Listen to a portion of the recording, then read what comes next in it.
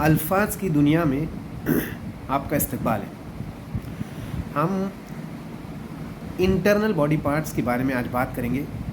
External body parts के बारे में हम बात कर चुके हैं। जो अल्फाज हम एक्सटर्नल बॉडी पार्ट्स के लिए इस्तेमाल करते हैं, बाहरी अज़ा के, जिस्मानी बाहरी अज़ा के लिए जो हम अल्फाज इस्तेमाल करते हैं, उनके ताल्लुक से हमने देखा कि वो अल्फाज किस किस ज़बान के हैं और हम उनको धड़ल्ले से इस्तेमाल करते हैं। मतलब ये कि आप या हम उनको इस्तेमाल करते हुए हम इस बात का एहसास तक नहीं कर पाते कि हम मल्टीलिंगुअल है, हम एक से ज़्यादा ज़बानें जानने वाले। इसी तरह का मामला अंदरूनी अज़ाए जिस्मानी को के अल्फाज के इस्तेमाल के ताल्लुक से भी हमारा है। आप खुश हो जाइए कि आप एक से ज़्यादा ज़बानें जानने वाले हैं। रोज़मर्रा की बुनियाद पर हम और आप इन अल्फाज को इस्तेमाल करते हैं। तो आइए शुरू करते हैं अंदरूनी अज़ाए जिस्मानी के बारे में कि ये जो अल्फाज हैं ये किस ज़बान से आए हैं जो हम रोज़मर्रा की ज़िंदगी में इस्तेमाल करते हैं। खोपड़ी एक लफ्ज़ है। खोपड़ी लफ्ज़ हिंदी ज़बान से है, स्कल कहते हैं अंग्रेज़ी में से। फिर उसके बाद दिमाग है। दिमाग ये अरबी ज़बान का लफ्ज़ है जिसे हम माइंड या ब्रेन कहते हैं। फिर उसके बाद हम नीचे आते हैं और तो इसमें हम देखते हैं ज़बान, दो दांतों के दरमियान, दो जबड़ों के दरमियान जो है ज़बान है। तो ज़बान जो है वो फ़ारसी ज़बान का लफ्ज़ है, फ़ारसी से आया है।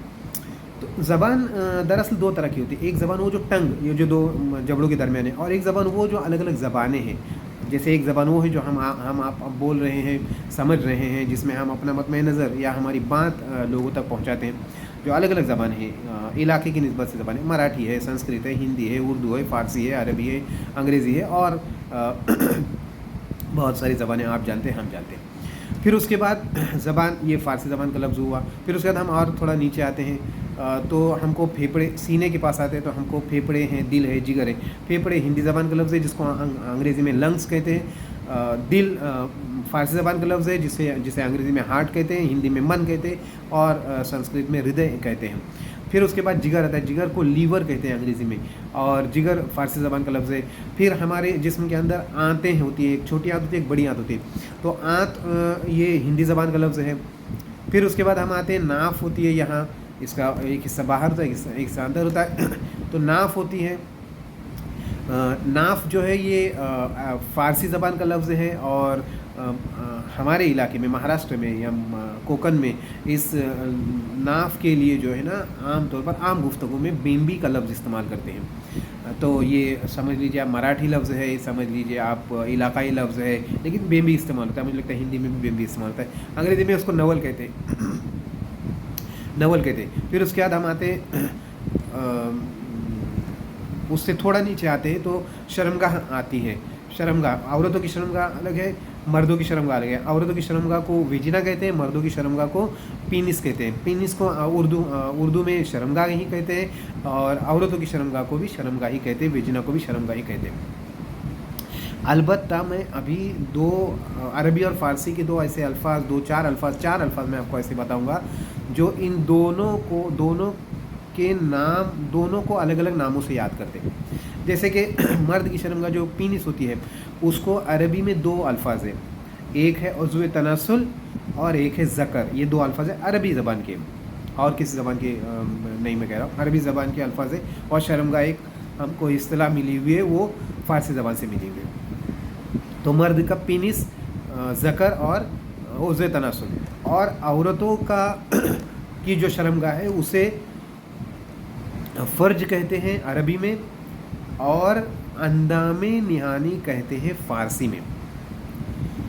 तो हालांकि अंदामे निहानी और फ़र्ज या उज़्व तनासुल और ज़कर ये आम तौर पर इस्तेमाल में आने वाले अल्फाज नहीं हैं, मैं मानता हूँ इस बात को, लेकिन चूँकि मुझे एक आपको जानकारी देनी थी तो वो जानकारी मैं आपको दे रहा हूँ। इसके अलावा आप खुश हो जाइए कि हम जो हैं, हम आप एक से ज़ायद ज़बानें जानने वाले हैं। आप में ये सलाहियत है कि आप मल्टीलिंगुअल हैं। माफ़ करना, थोड़ी खांसी हो रही है।